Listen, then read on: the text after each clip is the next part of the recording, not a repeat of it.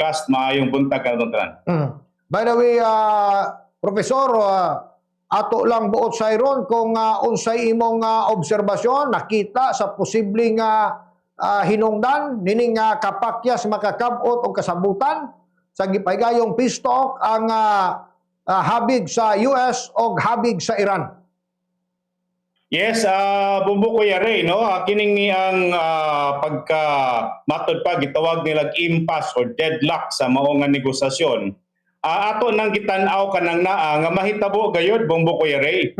Kay kung atong tanawon ang demand sa United States, one-sided man gayud kayo o pabor gayud kayo sa mga negosyante o kapitalista nga naa sa Estados Unidos. So kining ni ang gihatag nila nga proposal para lang gayud sa pagpadayon sa ilahang pagdominar o pagpadayon sa paghatag og kontrol kung unsa ang mamahimong trade behavior dinha sa Middle East, no? O sayod man ta, no, nga ang usa sa mga pinakauna gayud nga demand sa United States of America nga dapat kuno dili na magpadayon og moagree ang Iran nga wala sila'y paghimuon nga programang nuklear pag-enrich sa ilahang nuclear capacity aron sa ingon ni ana, no, makahatag kuno og ekonomikanong kalambuan. Ang Estados Unidos nagatan-aw nga kini usa kini ka armas nga magamit unya sa Iran sa pagpanghinadlok, sa pagpanghulga sa mga kasikbit nga mga nasod. Uban usab niya na mao ang sanction sa ilang assets, no? Karon, no, Bumbo Kuya Ray, padayon man ang pag-freeze sa tanang assets nga naa sa Estados Unidos ug sa Europa nga diin adunay kalambigitan ang mga bangko sa Estados Unidos. Naka-frozen ang ilahang assets karon, mao kana nga dili nila ma-withdraw, dili nila makuha ilang gold deposits, ilang dollar deposits, mao kana nga giipit kini karong maayo o gihimo kini nga kapital sa Estados Unidos o kining niyang sanction, economic sanction nga di nagapadayon.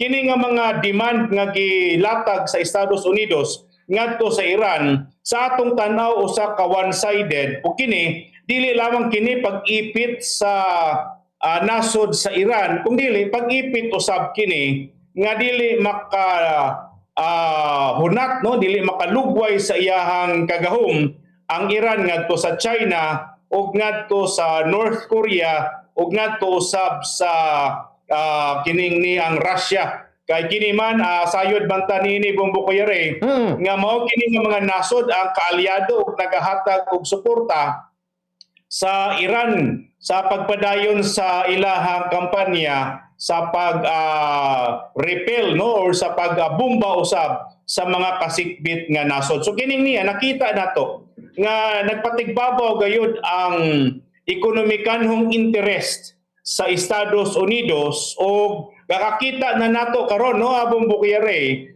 nga walay problema ang Estados Unidos kung i-freeze nila ang trading sa lana dinha sa Strait of Hormuz. Kay ang Estados Unidos karon nagasugod na usab og offer sa pagbaligya sa ilahang kaugalingong lana sa mga nasod nga nanginahanglan. So nagpakita lamang nga kining niya mao gayud ang inang economic intention sa pagparalyze sa mao nga nasod o kung dili musubay or mudawat ang Iran sa dili man kini matawag na tug negosasyon, no, Bumbo Kuya Ray, kay one-sided man. So kining niya magapadayon kini sa pagdugmok sa kagahom sa Iran nga makigbatok sa Estados Unidos ug sa iyahang mga kaalyado niini. So doon na ba'y nakita nimo nga posibleng bubalik na po niya sa grabe nga gira human nga pakyas nga makakuha og kasabutan kining duha ka grupo, sir? Well, sa hisgutan ng lana, no, ang presyo sa lana, sayod ta nga this is dictated by market, no, og sa circumstansya nga kapanghitabo. Sayod ta nga pag-ingon sa balita, no, sa deklarasyon nga adunay negotiation nga mahitabo, namatikdan nato ang pagbagsak no or pagkunhod sa presyo sa lana o sa pagkahibawi usab nato nga nahimong pakyas o palpak ang mga negosasyon dito sa Islamabad no. Mitaas o misaka usab ang atong presyo sa lana.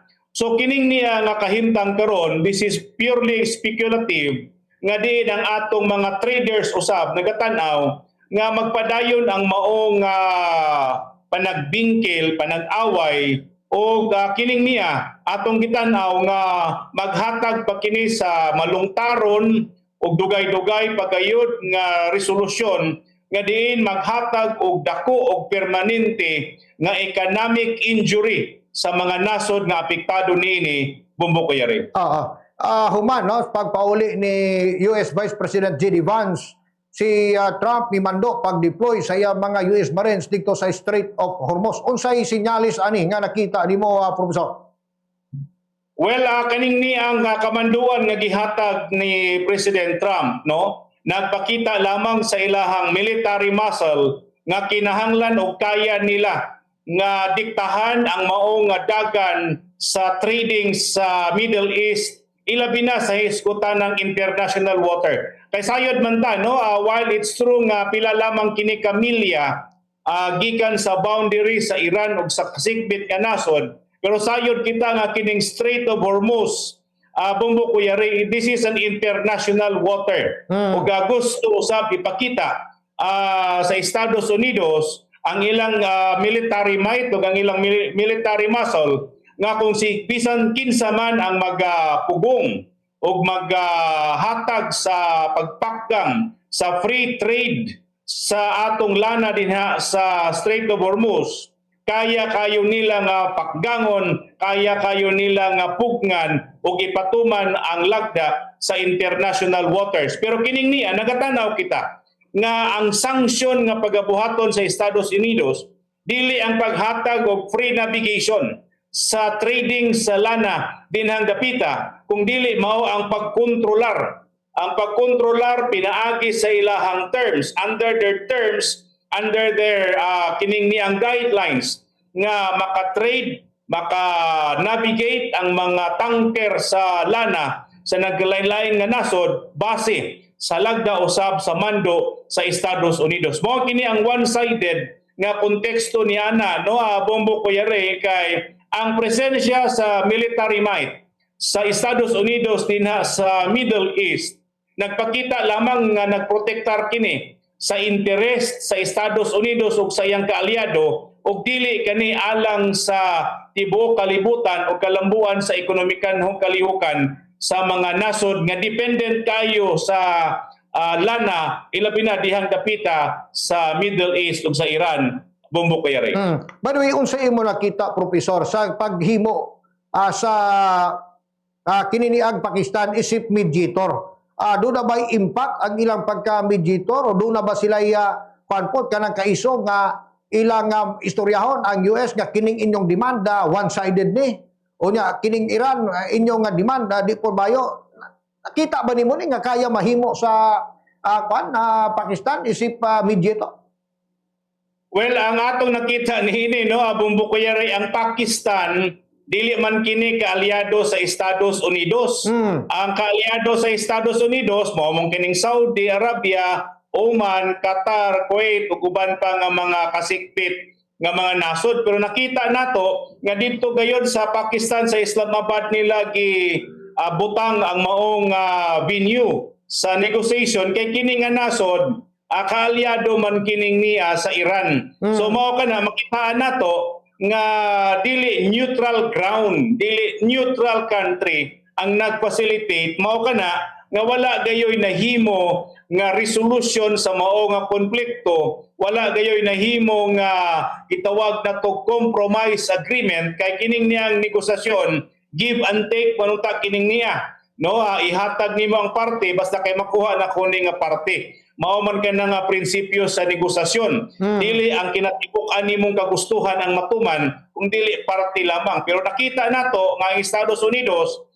strong sa ilahang stance kay siguro nagtanaw sab sila nga ang nag-facilitate o ang nag-host mauman ang nasod nga dili usab nila kaalyado. Ang atong gitan-aw niini nga mas maayo unta kayo kung didto sila sa nasod nga neutral ug walay gidapigan nga diin makahatag sa pag-facilitate sa demand sa mga partidos, labi na sa Estados Unidos ug kaalyado niini o sa Iran, labi na sa mga kaalyado usab niini, Bumbukere.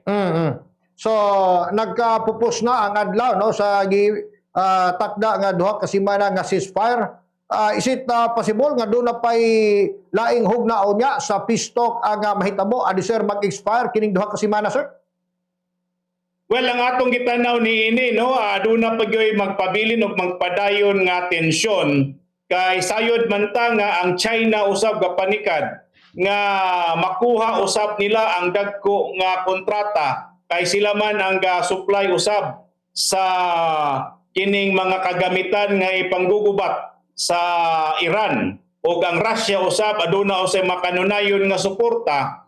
Mausab ka na no on the other side kining niya no Bumbukere, dili lamang kini hiskutanan sa lana kung dili mao kini ang pag-display, ang pag-demonstrate sa military hardware o military power nga diin gisaksihan sa mga nasod karon sa actual nga gera nga diin mao usab mahimo nga negosyo unya. So kini nga kagubot og kagulyang Bumbukere, dili lamang kini hiskutanan sa lana kung dili demonstration kini sa produkto sa armas nga ipanggugubat aron sa ingon niya na ang mga nasod nga nagtan-aw karon nagsud-ong sila usab ang mamahimong customer sa mga kining niyang military hardwares nga gigamit karon sa maong kagubot dinha sa Middle East. So kining niya kung aduna pay mga produkto nga wala pa nila ma-demonstrate atong gihulat kining niya nga mao kini ang mamahimong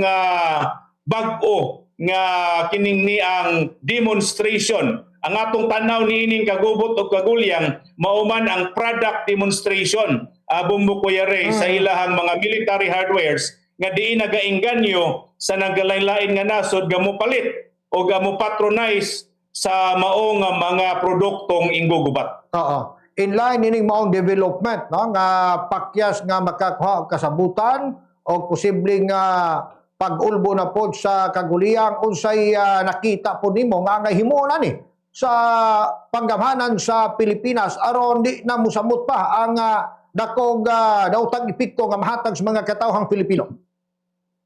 Well, subo kayo kita nga magtan-aw sa nasod sa Pilipinas, Bumbukere.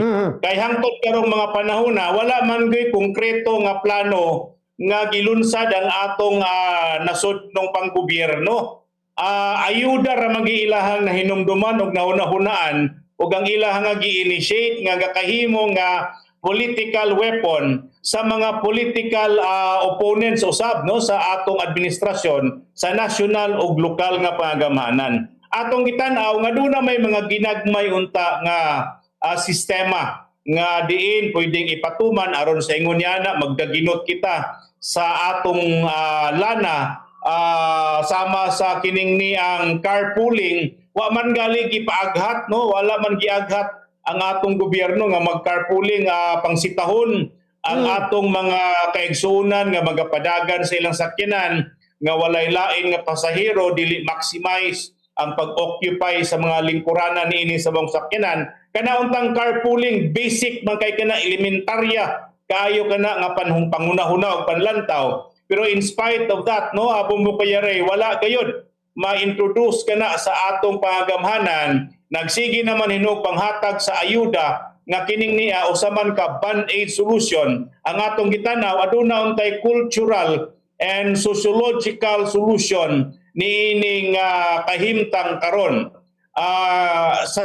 subo kay kita nga magtan-aw no na nyana nga butang Bumbukere ato usab nga gitan-aw nga aduna naman kita gi-introduce kaniadto nga biofuel, biogas ug ang uban nato nga mga natural resources nga diin kakuhaan unta sa maong supply pero nagpabilin o nagpadayon nga wala kini mahatagig pagtagad og bili sa atong kasamtangang panggobyerno. ang mass transportation unta maunta ang itulod og hatagan og prioridad sa atong panggobyerno aron sa ingon ni ana no dili kay kita magproblema sa kining ni ang panginahanglanon sa lana. Sa iranta bumbukuyari nga ang Pilipinas mo'y pinakaunang nasod sa tibok Asya nga nakatukod og railway transit. Pero subo usab kita kayo nga magsudong nga kita karon ang pinakakulilat sa tanang nasod sa Asya sa hisgutan ng mass transportation.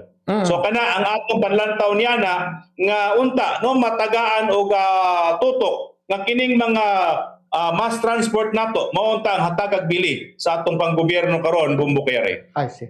So, with that note, daghang salamat sa paghatag nimong laing oras nga mo ka makauban karong buntaga, Professor Jerry Canyo, sir.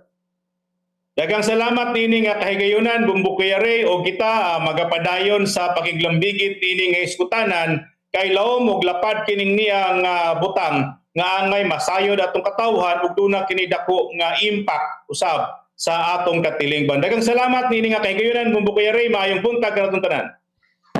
Ayong buntag o God bless.